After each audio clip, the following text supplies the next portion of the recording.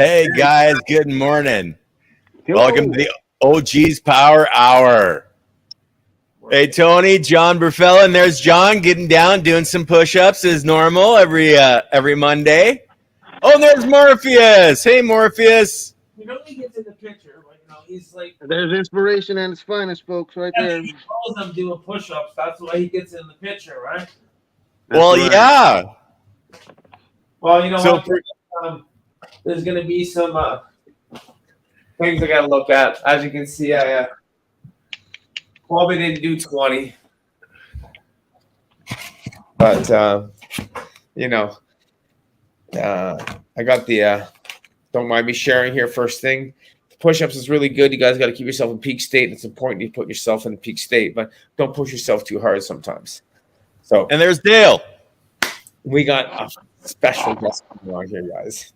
So you know what's pretty cool? And as we get into, I had to get out of that push-up challenge really quick here because of Dale. And I don't know if you guys know what happened. There we go. On 4/20/2023 in Vancouver, BC, at Thornton Park, the world's largest joint. Would I say this again? The world's largest joint was lit. And what was fucking pretty awesome about this? John got the first pull. What was lit? I was on the end of this. World's largest joint. Going down the end. Are we getting any smoke?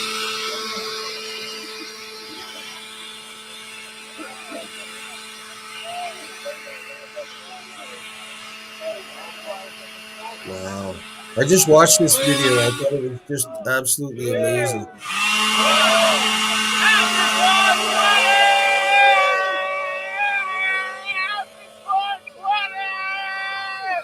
Of course, I didn't have a voice after. My throat still hurts.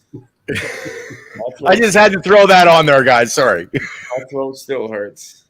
But you know what's just so epic about this is it's just being a part of such an amazing energy, Dale. Dale here is the man that made this happen. And we had a beautiful morning talking because I didn't really know Dale that well, but I feel like I've known him my whole life like a brother. Like the brothers that we have in here, the brothers and sisters. And the part of the community he's been involved with, like you, Mr. Toad, till when you guys start talking, you guys are going to be best friends like that. Watch this happen. Watch this shit happen. Watch the OGs work together. He's new on the show. I know this is what this love is about and the passion. But the world's largest joint was manifested and rolled by this man here.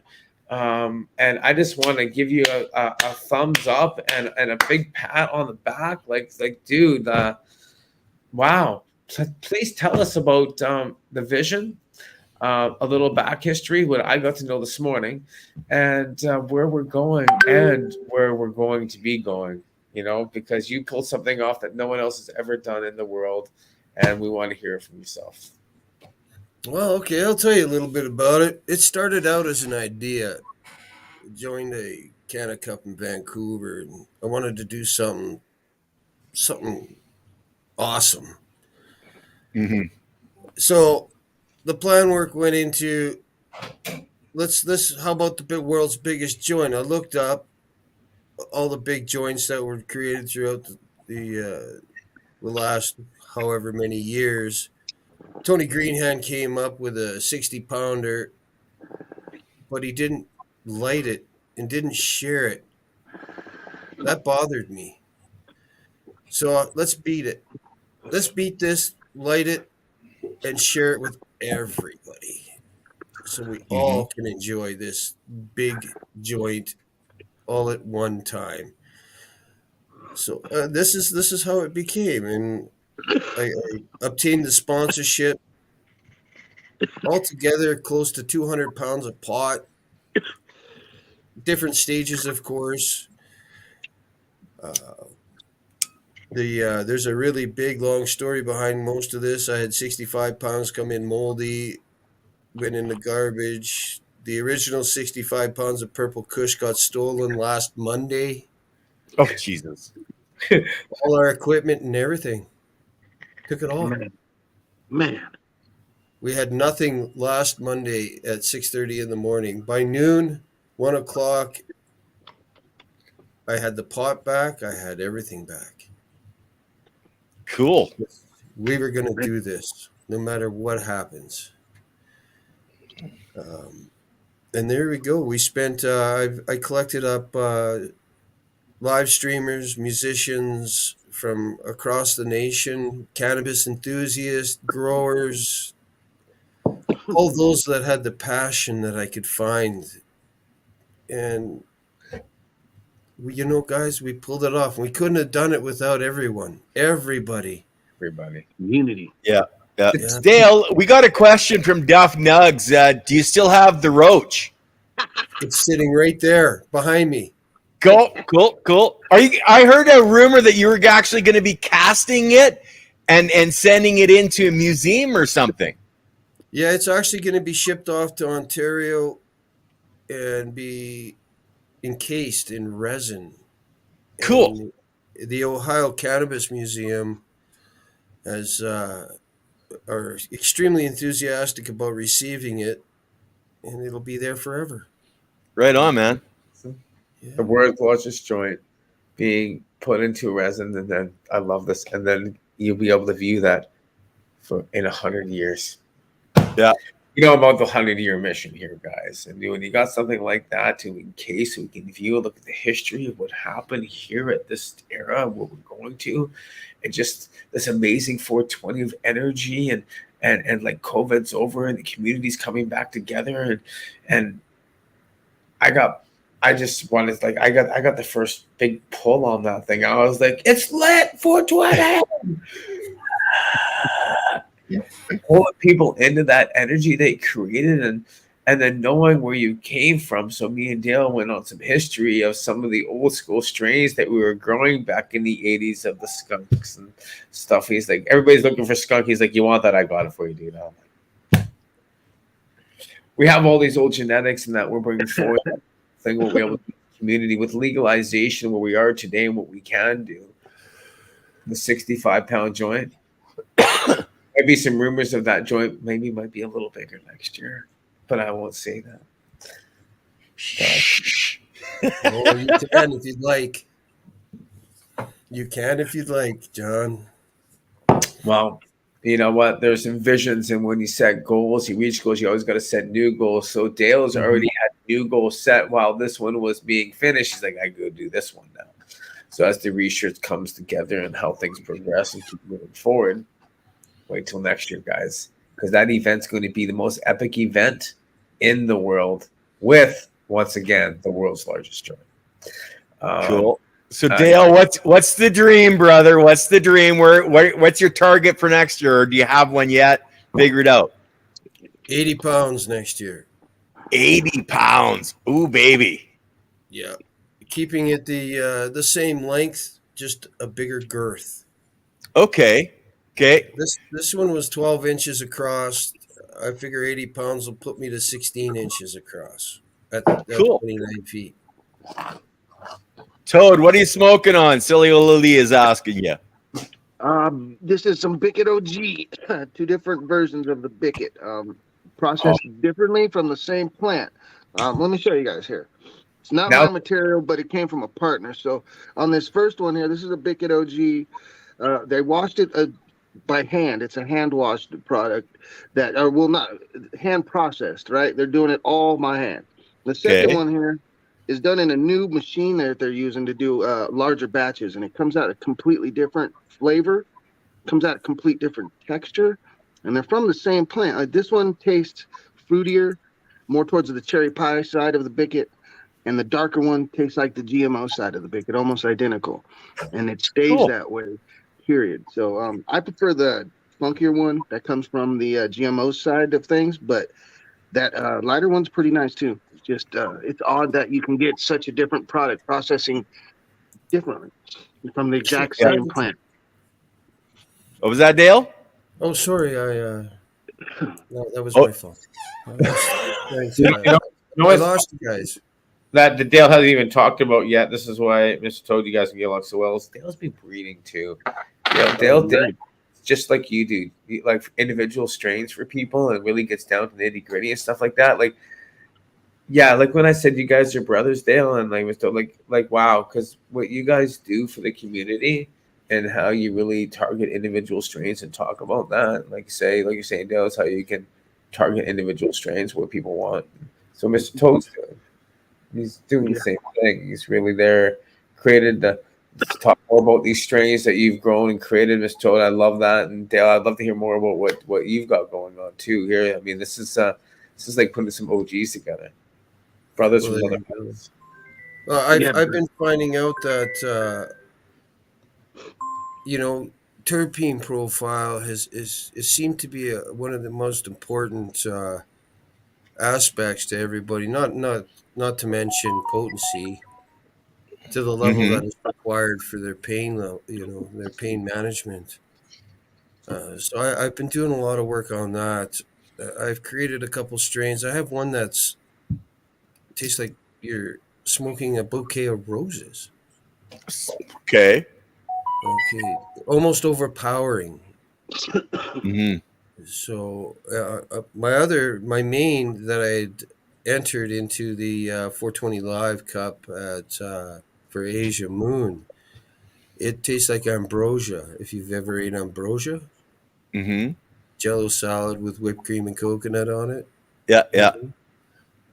I created that for a pretty high level client years ago. He rejected it, and it's too beautiful and too tasty, and it's fantastic. And I've been able to test it out at 37% so far. So, Total. Oh yeah. So your pain level's high. You need this one. High THC is what I always talk about. So people in pain need high THC, low CBD. There's certain strains and look at terpenes that we're looking for. And I really acknowledge you for what you were talking about. And Mr. Like, that's what I mean. You guys are about ready to embark on this. Like, I'm watching this blossom, so I'm going to shut up. Well, I understand you guys are from Edmonton. I am. Yeah, Ken is. I'm from California in the United States myself. Okay, cool. Yeah. See, I grew up in Edmonton, eh? I went to high school there. And the cannabis community in Edmonton back in the 80s was pretty tight, and yeah. Even though every bag of weed that you got had 10, 15 seeds in it, but hey, that's what starts everybody doing what they need to do, right? Well, exactly. And like I'm a Parkland boy from Stony Plains, so I'm born and raised out there. So, and the 80s were my time to hang around. Like West Edmonton Mall was just getting going. I used to hang there a lot. It was a hell of a fun time. A lot of Thai, a lot of black hash. And then a lot of dirt weed. Oh yeah, a lot of Mexican red hair. Yeah. So you've got the old school skunk still in seed or in clone or seed? In seed. Yeah. I've had it. I've always put everything into a jar. You put a lid on it, label it. It goes in the back of the shelf. Yeah. And throughout all the years, I kept it all at my parents' place all the time. When my dad passed away, finally, my mom said, "Here, take all your stuff," and open up this one box, and hey, there's all my old seeds. And, cool. Yeah, I've been passing them out here and there. Those who I know can do something with them. Yeah. Right, people. Most importantly, are you coming to the grow up in Edmonton? We've got some, I think, almost a 2-day seed swap going on. But Kevin Jodry's been after that old school skunk for decades now, and if you've got it in seed form, and he's going to be there, I think you should hook up with that man. I've also got it. It's in reg also. They're regular. Cool. So Kev has 3 different skunk clones that he holds over there. Some older stuff too from the 80s, and I'm trying to think the earliest one. Is it an 81 skunk clone that he still holds? Yeah, he's doing some work with the skunk on itself. Mhm. That's awesome. That's Yeah. awesome. Yeah. Well, him and Tony are good friends. So you guys, I'm not a breeder, so you guys should be the ones yapping. Yeah, You know. Kev's a good homeboy. He's a good person to this whole community, especially when it comes to Yeah. breeding and genetics. He's not one of the guys that's been like hoarding them and hiding them. When he gets them, he puts them into the hands of people that, like you said, that can do work with them. When you find people that might have a passion for a specific gene pool, and you possess it, and it's just not part of your time frame. I'm the kind of guy too that'll just give them to someone so that they can work those things, because it needs to be put in the hands of someone with that positivity with the plant instead of just Yeah. sitting on my shelf. And Kev's done that with me and so many other people. That him passing me the ghost Kim dog stuff, but like he's been passing around a lot of the um, the Afghani stuff that he possessed. I ran some of that last year. Um, he passes a lot of stuff, and that dude's just a wealth of knowledge for sure. Oh, absolutely. See, well, when you're designing a genetic for people, or do you have certain aspects that you look at to Well, hone it in? starts with me. It depends on what I'm working with. It used to always be for medicinal purposes. Used to run a club, and we had 4,400 patients at that time. And I had a Mhm. lot of people that would come in that either had seizures or MS or dealing with cancer. Those were the majority of the folks that I deal with on the truly medical side of the plant. A lot of people coming in and smoking weed, but there were dying folks in those. And those folks were the ones that helped me steer my breeding to a direction that was for specific ailments that could help somebody beyond the fact that someone would say indica or sativa to them. There's cultivars that possess power to do stuff for different things. And you only realize that when you get a large enough base of people that can give you that information unbiased and for free. So Yeah. we used to give them the herb unmarked, ask them what worked. We put it side by side with what they said would work, what they usually used. And they'd either come back with information that told us that everything we had worked, or like the one they had really didn't work and the new one we gave them worked. I'd be able to start taking gene pools and use those in my breeding to specifically aim at different ailments from the folks that I was dealing with. So like finding the Afghani lines that work great for appetite and cancer, and different like neurological stuff, or trying to find stuff that can help with seizures, which work on the CBD and the THC combination of folks. Like if I was just breeding for high THC for myself, I never would have found the ability to get past my own perception of cannabis and start to breed for the medicinal side of the plant, which everyone's got their own issue or condition. I can't just use my own for it. And I used to be a healthy human and never thought beyond like how I felt on that purpose until my grandfather died with cancer, and it just woke me up into this plant's a medicine. It's not just an escape form, even though that's what I was using it for. It wasn't until later that you realize that that escape is something you were trying to treat through maybe a depression or something else. So it was a medicine. You just didn't know how to utilize it correctly, or it might have been the incorrect thing. So that's just how I started learning how to take other people's input and use that in my breeding. And I've been doing that for years. And then I ended up getting sick, and now I breed. It's easier for me to do some of these things because I'm the patient also. I don't have to talk to everybody when I got kicked in the ass, and it taught me a lesson to just be more open and be completely different than I used to be. Like I was not the same guy I am today. I was a very different person, and until I got sick and went through my issues, did I realize like how deep medicine this plant could be for everybody. And Mhm. I dove harder into breeding. So I just kept going on to breeding specific things for mostly everybody else.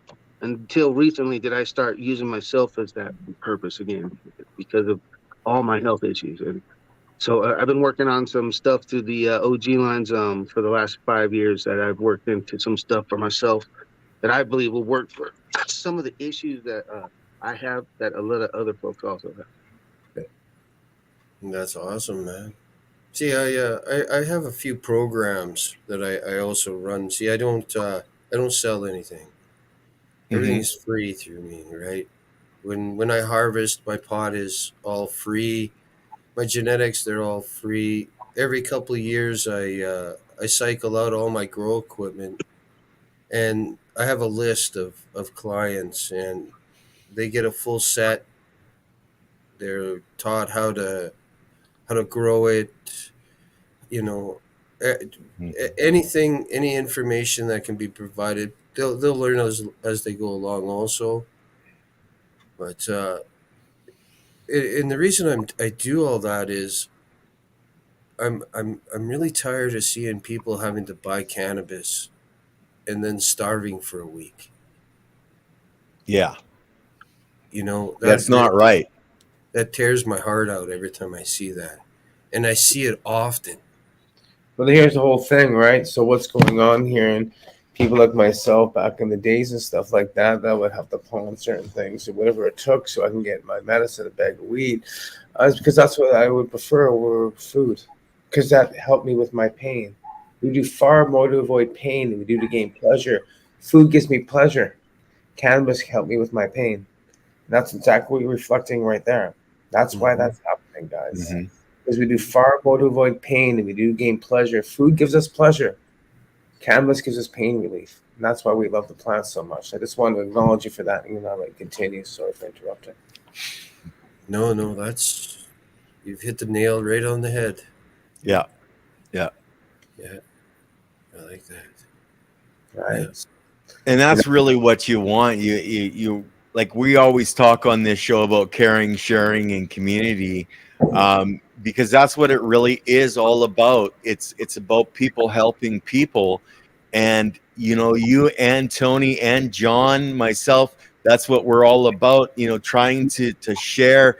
Like, you're teaching the people, once they find their medicine, this is how you grow it, and this way you've always got it. And that's what the whole breeding projects that a lot of people like John, Tony, and I'm sure yourself, Dale, that's why you're doing what you're doing. And I just want to say to all of you guys, thank you.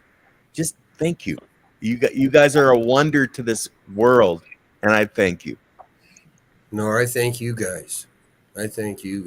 You sometimes you feel alone out there trying to help as many as you can. And then when you find such as yourself, it's like finding a treasure that, hey man, I'm sharing this treasure also. Yeah. Well, and for us, a lot of the treasure is the knowledge that you guys are sharing. Like, I've only grown one strain. It worked for me, so that's what I've been doing.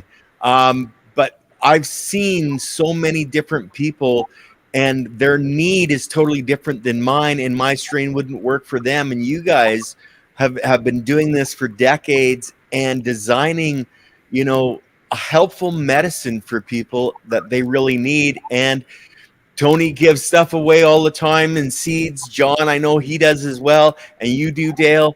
And like, you guys make this world a better place. What's nice is we all do by continuing to contribute.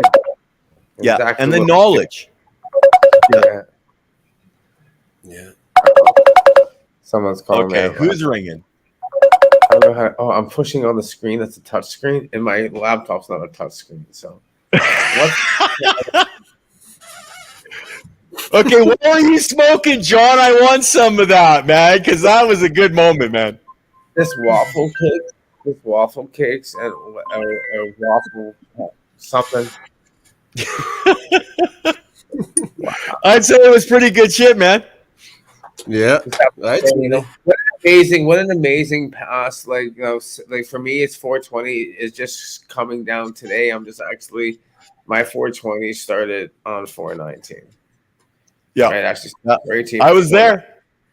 So it started. Yeah, you were there. When you showed up here, I was still going. You were still part of the end of my whole thing. I did a 5-day event right into another 5-day event, smoking weed the whole time and enjoyed such an amazing. It really started out at the 420 live. The 420 Cup was a 420. I would say 42 people, 42 judges, and make it live. It's really judge it. Just hash it out and just take care of it. Well, that happened at the Amsterdam Cafe, and THC, Three Happy Cats. Everybody knows Asian Moon.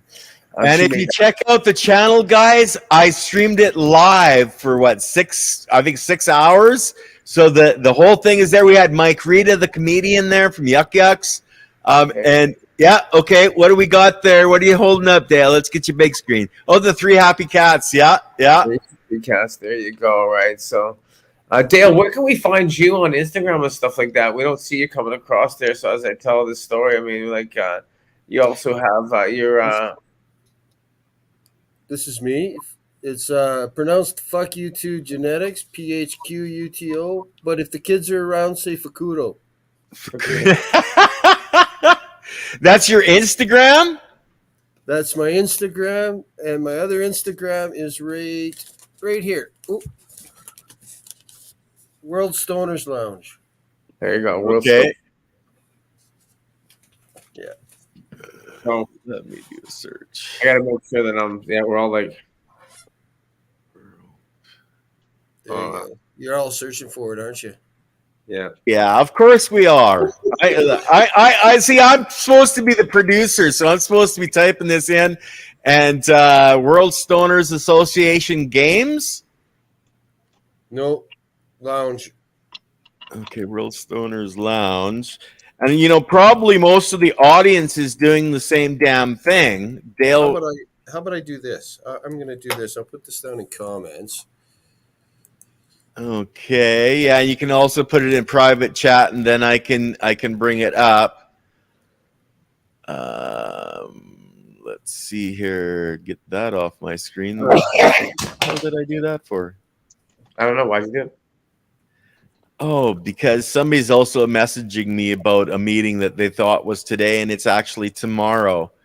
So we're going to go like this and go like this, and then we're going to put it over here. We got... okay, there's Facebook. Yeah. Okay. So why aren't you guys talking? You know, dead air is really bad for business. You know what happens? Because we're all like really bad at this because we can't concentrate. If women in here, they'd be flowing, they'd be gone. But all three guys are like this. Dale's like, okay, World Stoner Lounge. Dale, tell us more about the World Stoner Lounge. What I really like and enjoy is you're creating something because it's about the world.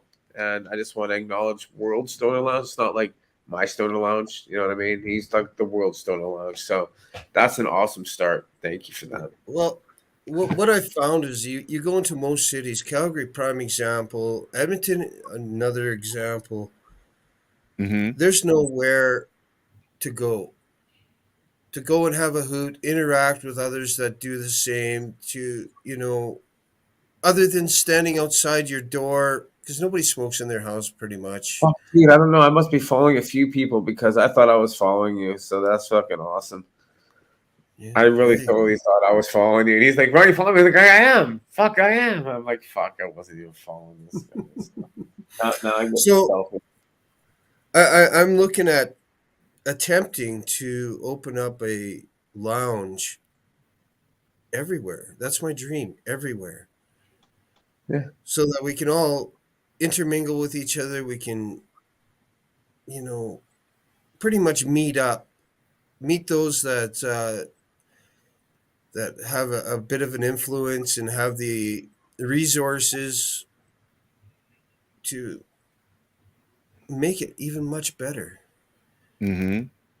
So this is my dream, anyways. The prime example, I looked at Toronto for my next event, and they wouldn't even bat an eye at me or nothing. No, you can't even smoke outside. Mm-hmm. So, you know, it's right there that set a goal as I'm gonna get something done there. Cool, man. Precisely. Calgary, another one. You're not even allowed to walk down the street and have a hoot here. You can't do anything. It's really bad when it comes to this. So that's why we have, like in Spain, they have consumption lounges. They have this in Amsterdam, and it's illegal there. We have legal in Canada, and we don't have consumption lounges. What's up with that? Yeah. Right. So I mean, what we're looking at is consumption lounges are needed and need to be created. And I love what you talked about going across the country and really creating something. Ken's about going across the country with his biology tour. So this is also a really nice thing that is linking up, is putting people together that have the same passion, the same thing. But joining communities and creating a force, and even like a force of four, you say it always takes four, but I say 42. You grab enough of us and we can start making impacts around the world. You put 42 top players and we put them all in the same context, and we start doing, instead of doing, used to do, just go back and look at old patterns. They used to go around and do circuses around the world, and they did this with Cirque du Soleil and stuff like that. Why don't we have a cannabis circus that we go around? We take the OGs, to us, we go around the world and create this informational platform and education. People, we're leaving behind seeds and a blueprint so they can grow for this, not just for themselves, but for their governments too, and stuff like that. We can manifest anything we want here. And this is the best thing about our lives and what we're doing, is what we create is what we want. Dale wanted the world's all destroyed. He fucking got it. Right? And there's the three pieces of it, or there's one piece of it right there for a nice little picture for you. Yeah, it ended up in two pieces, two 13-foot, 12 inches across sections that we connected as soon as for transportation, basically. Well, yeah, because you guys didn't roll it at the event. You rolled it in your garage, I think. Yes, well, sorry. Originally, it was planned to roll it on site. And the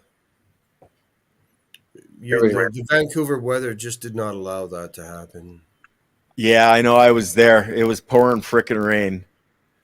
Yeah. Man, that is I missed 420. I had to go sit in the car because my back gave out. So, but John was there representing us, right? Oh yeah. Oh geez, man! If it wasn't for John there, holy smokers, man! He brought the tempo of the whole atmosphere to the roof. It was incredible.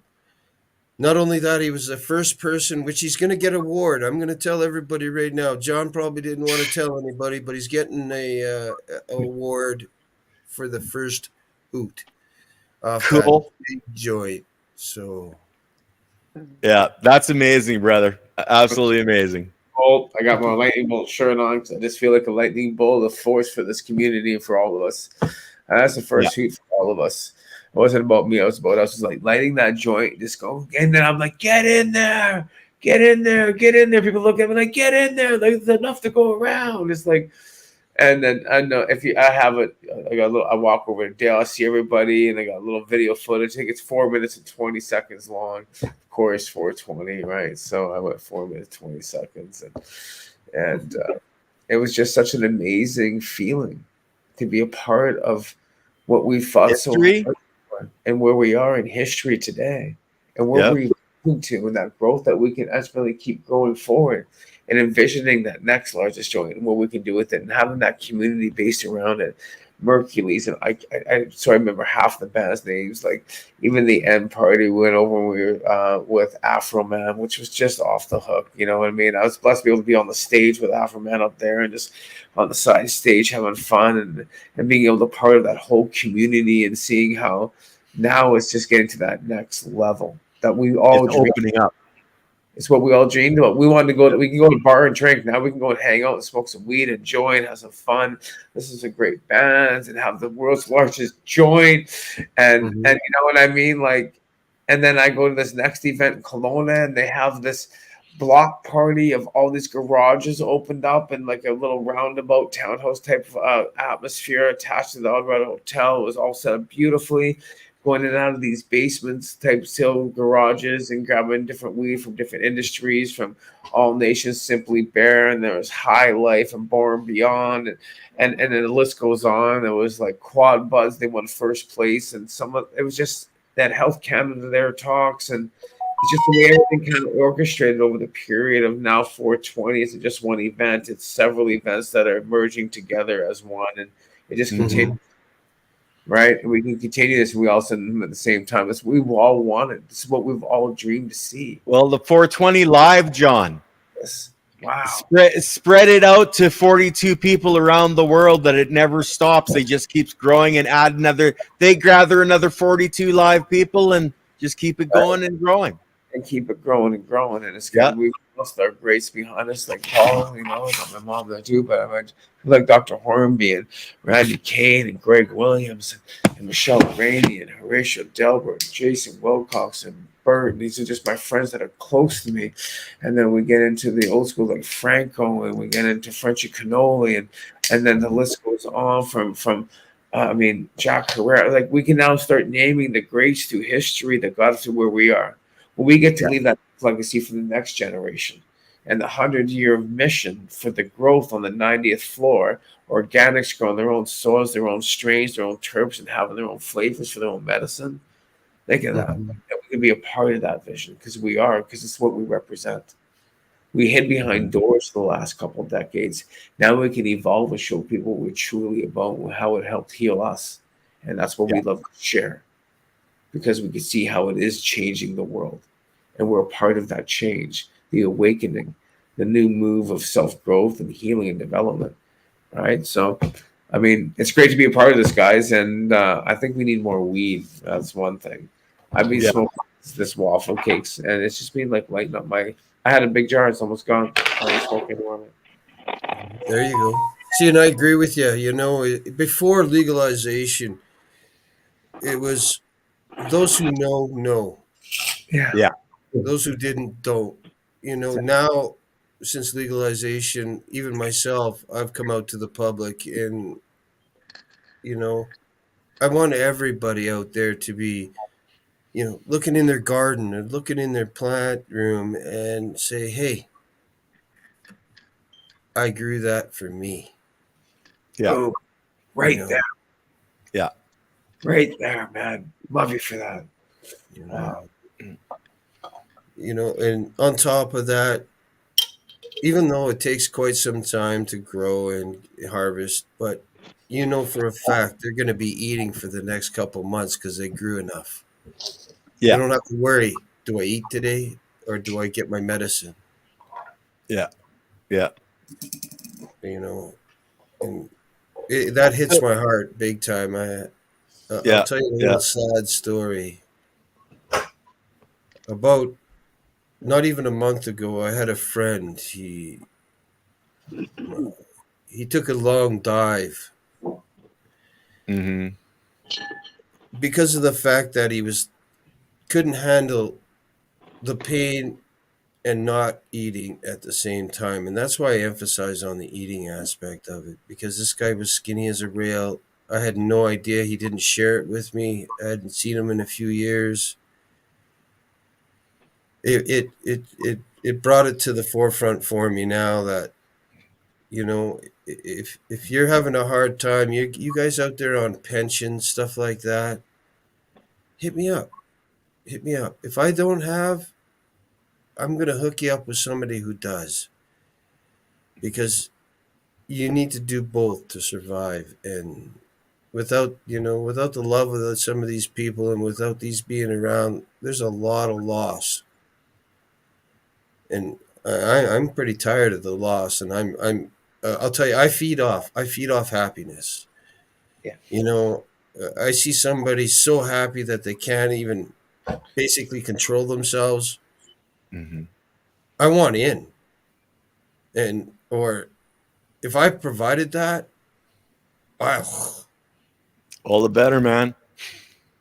You know, I just don't know what to say about the rest. It's just, it really hits hard. Yeah. Yeah. Well, and I think that's a lot of the reason that Tony does what he does. Kevin, Jodry, John Berfelo, yourself. You've seen, you've been, and you just want to help because you care. You give a shit. Yeah. Yeah. So true. So true. So we do have a question, John. What Yes. did it taste like? Oh, it tastes like some really good weed. There's 65 pounds of, it's kind of like right away.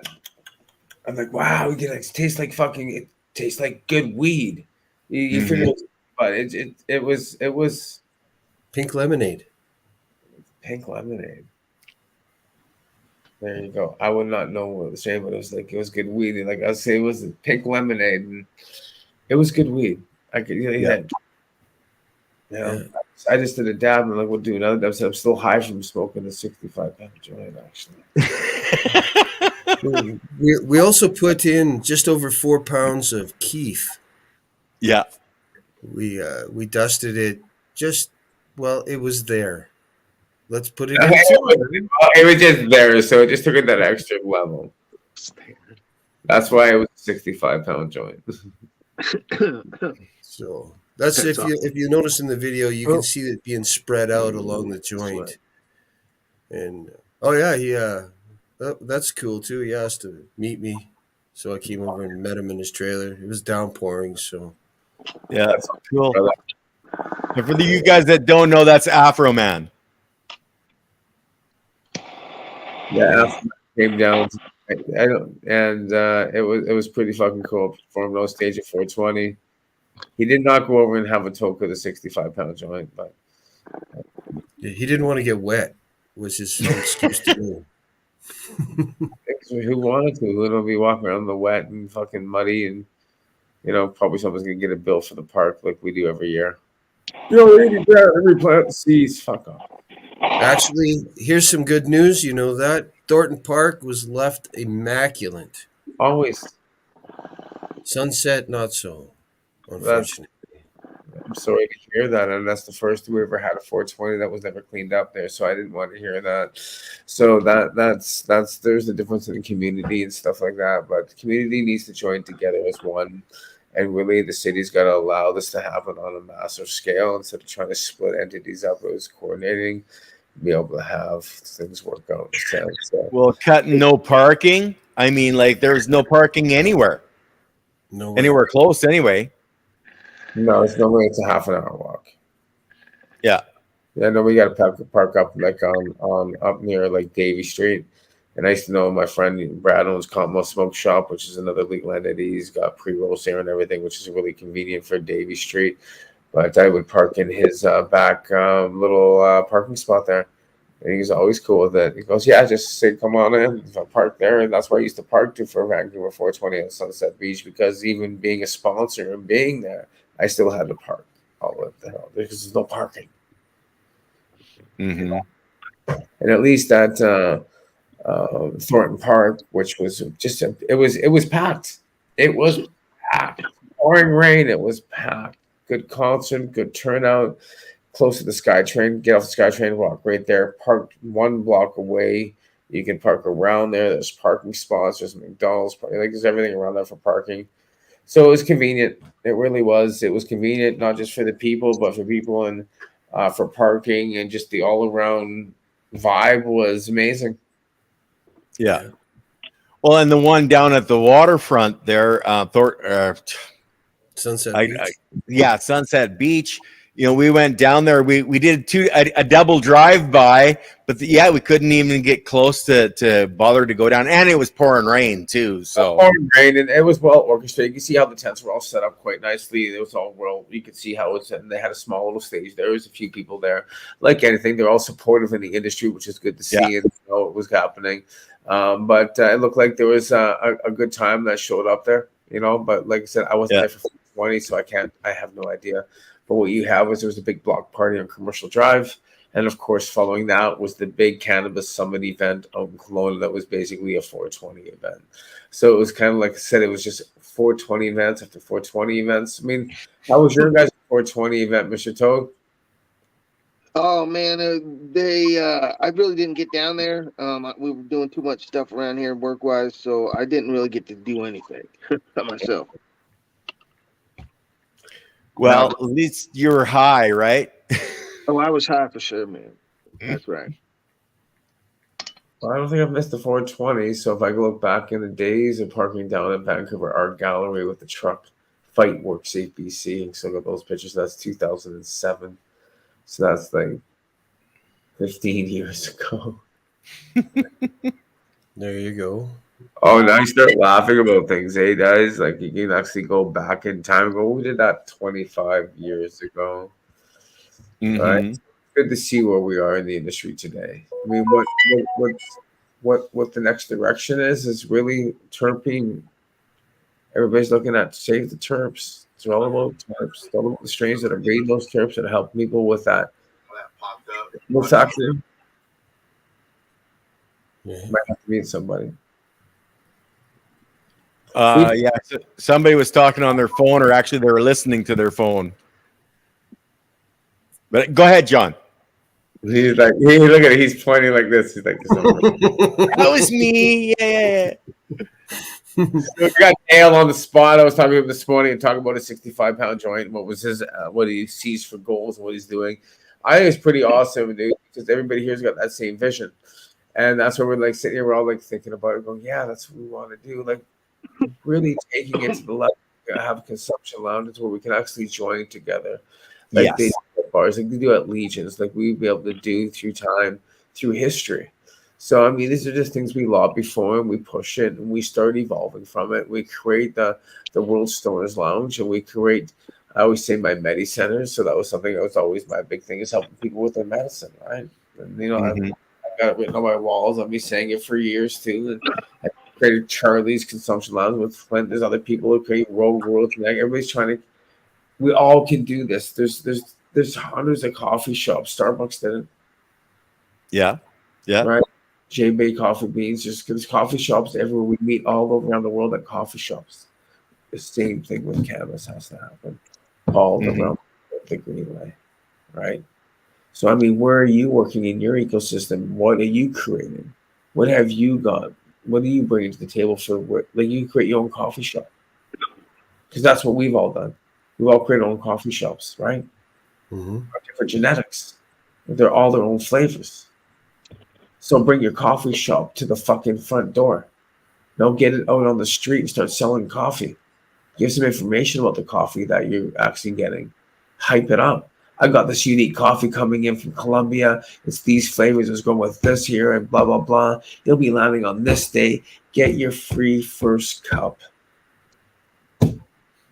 We've had that. Yeah. Right? So you can do that wherever you are. And learning how to breed from these gentlemen and understanding and breeding your own seed to be able to offer that. We all have our own different genetics and own different profiles that help us in our own little ways of being able. And guess what? No matter who you are, the best weed you grow, best weed you smoke is the weed that you've grown. Yeah. I grow the best fucking weed in the world. It's fucking mine.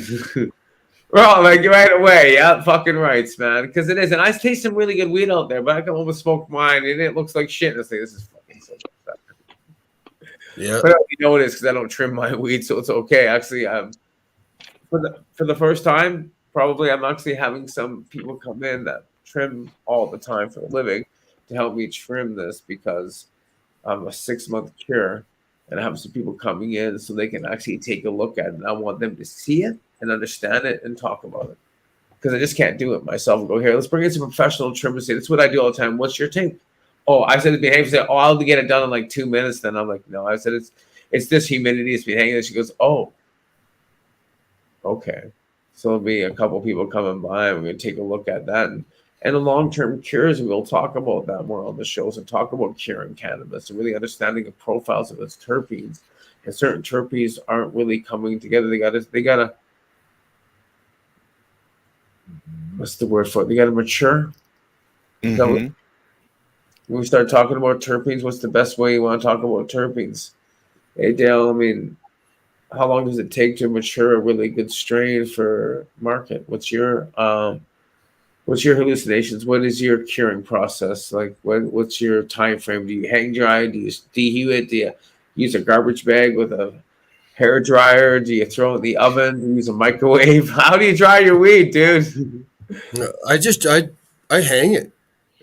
No less than 10 days. Then it's a trim and it goes into cure. Now the cure varies depending upon the strain. It depends, there's so many variables in that aspect, but it's cured to your likeness is what I always say. I like that. You like your pot tasting a little bit greener or a little bit, this or that. That's how long you cure it for. You want it to taste fantastic? Ask those who've already cured some, like myself. Yeah, I'll tell you. This is, and here's a bud. Check it out. You know, it seems to always depend, but cure is definitely important, though. Definitely important. I got a question. Have you guys ever seen purple trichomes? yeah, Yes. Would you like to see pictures of them? yeah. Like I could probably find Red some ones, pink ones. Okay. blue. Anthocyanins are carried all through the phloem and xylem fluid in the plant, so they can fluoresce through the trichome easily. Okay. Cool. Yeah, because I just ran across a couple of images last night of a just beautiful purple trichomes. Look up Yeah. Dynasty Genetics. Christopher Rex. He takes some seriously intricate macro shots for cannabis. There's so many beautiful shots of plants. You'll see all kinds of color trichome structures that are just insane, from singular stalked glandular trichomes to multiple headed ones. Like there's ones that are shaped like spiders with multiple legs coming off of a single stalk. It's crazy, man. And they're so close up, they're so detailed from the way he does stacked imagery. That's some killer stuff. Right on. I just lost all. I was gonna say go check my Instagram out, but I lost all those pictures on my own Dennis Hoppers and then the James D's. Those are some of the most amazing pictures, and I lost that phone, and that was back in like 2012, 2013, 2011. Yeah, I just, as you can see in my brain, just went, fuck, they're gone forever. Mm-hmm. Oh, well, so we got new stuff coming on, so that's pretty fucking cool. So I'm gonna go through some old seeds, and this is some of those old genetics that we've all have fucking sitting around. Bring out your old genetics, have some fun with it, guys. I want to see some old strains come out and see what we can make of it. 'Cause the time we can start playing again. Yeah, here's one. All the shit out there, and some of it's good, some of it's bad. But I mean, this hops latent viral disease can be get rid of by just bringing out the people who know for a fact that back in the days these things didn't exist. Time to get rid of the new and come back with the old. There's some crazy stuff on this page, man. Nice dude, that's fucking awesome. You know what I find interesting is some of the craziest morphisms that I've come across over the years. That's beautiful, man. That's beautiful. Yeah, that's some nice photography. He's been doing it for years. He owns Dynasty Genetics and Relic Genetics, but his passion, besides cannabis growing and breeding, is macro photography. He takes some of the most beautiful pictures of plants. And there's a lot of people out there that do this also, but the plant is so beautiful on a macro level, it's insane. I could stare at him for hours. Ed Rosenthal, I'm not sure if you guys are familiar with this fella. Yeah. Oh, yeah. If you watch some of his photography, it's sorry. just incredible, some of his shots, eh? Mm-hmm. Yeah. Ed's pretty awesome. I love that. Yeah. So this is the living soils, 60% relative humidity, 83 degrees. Get ready to change the light up. We were going to do it, Ken, but we forgot. Oh, yeah, that's right. Yeah, you're doing a whole bunch of different lights, testing a whole bunch of different lights on that grow, John, from what you're saying, right? Yeah, Mom. That's not Yeah, that was kind of the idea. Different light recipes and really talk about being able to come up with different light recipes and dial in. Because all these LEDs are really kind of the same, but I do have different LEDs that have different 700 and some odd lights on the LED market today. Plus, so a lot of them are doing the exact same things. Some of them are doing different. So taking a look at now being able to see it over the last few years and writing about it and talking about it and some of the just awesome conversation I got into this morning with Landon, alias LED, of course, and what we're telling. Well, here's the difference. A lot of people are going to China and China's telling you what to buy. Well, the difference is with aliases, they're telling China what to make because that's where that's coming from, right? If you guys already know that. So knowing what we can do with light and seeing different light recipes and be able to see that within the plant and knowing what we can do and seeing with different wattages and coming in with different wattages for different PPFD levels, and then really looking at your daily lead integrals. And I want to be able to, I mimic the outside sun and talking about this by me running my plant, same strain on different leaves.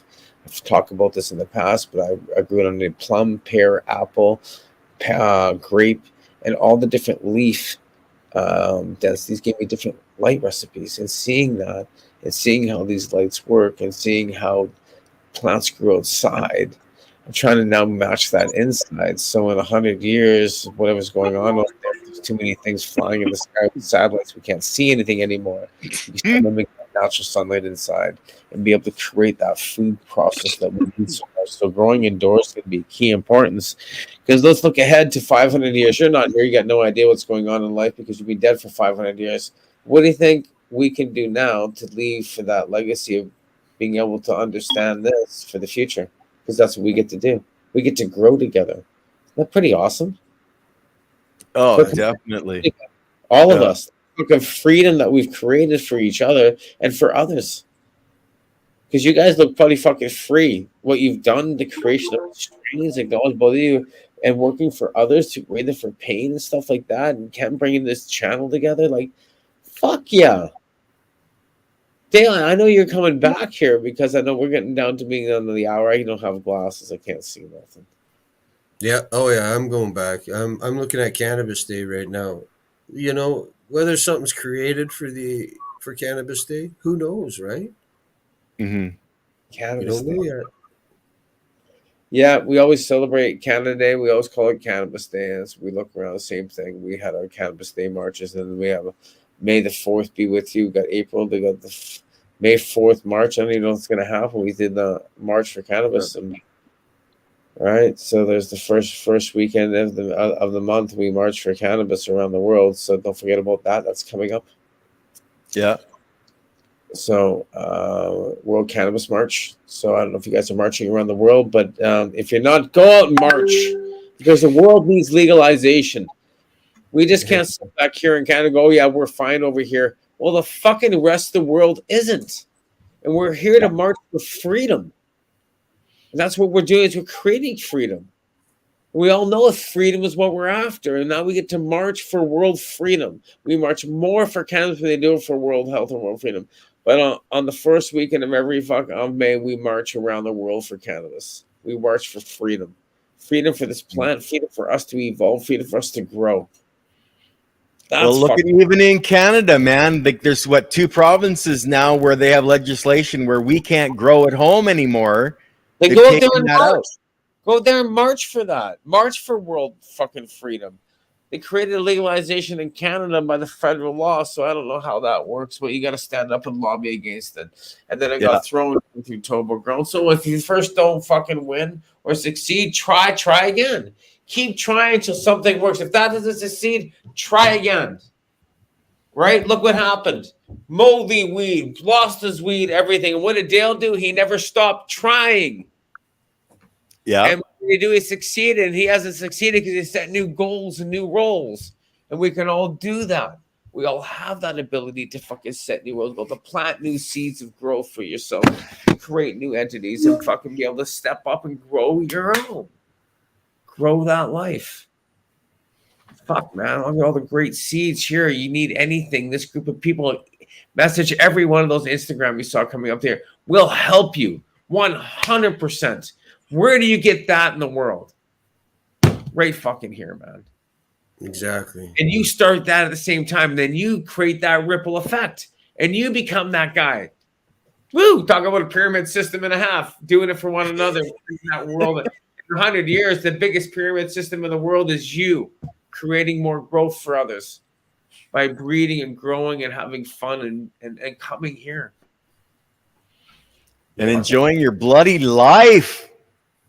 That's what this plant has given back to me, is a quality of life. It'll never fix me, but I got a really nice quality of life that I'm quite enjoying. Look at this. I got all this weed everywhere. Oh, King Louis for the win. Get some King Louis in there next year. You do one strain. That's pretty awesome. They had one strain come up on that joint. 65-pound joint. Guinness Book of World's Record. Dale, you rock. I really want to acknowledge you for coming on the show today. I just want to say thank you. It's awesome to have a special guest, especially you as a special guest. You just did that. I'm going to upload all of my information onto his Facebook page, and that's the world's largest joint. Isn't that correct? Yes. There you go. So we're going to get that to Ken. We're going to be shouting you out on every show so we can go and check out this world's largest joint, because it's going to be part 2 with you. There will be part 2. Right on, guys. Well, Okay, hey, so we're at the hour, so peace out, everybody. I'm going to end the broadcast. all right. Thanks for having me guys on. That's for sure. You bet, man. We'll definitely want to stay in touch.